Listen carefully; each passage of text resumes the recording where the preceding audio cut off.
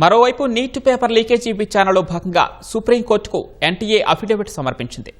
Neat UG paper leakage వ్యవహారం తర్వాత పరీక్షల నిర్వహణలో పలు సంస్కరణలు చేపట్టినట్లు పేర్కొంది.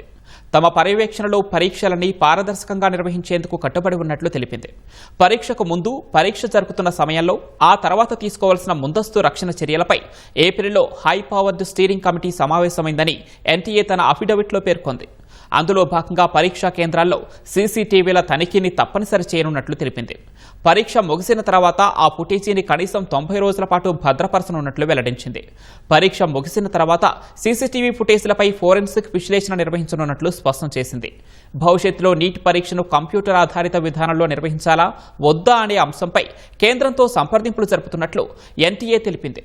ఉన్నత స్థాయి నిపుణుల కమిటీ చేసిన పలు సిఫార్సులను ఇప్పటికే అమల్లోకి తెచ్చామని, అందులో కొన్ని చివరి దశలో ఉన్నాయని ఎన్టీఏ తమ అఫిడవిట్లో తెలిపింది.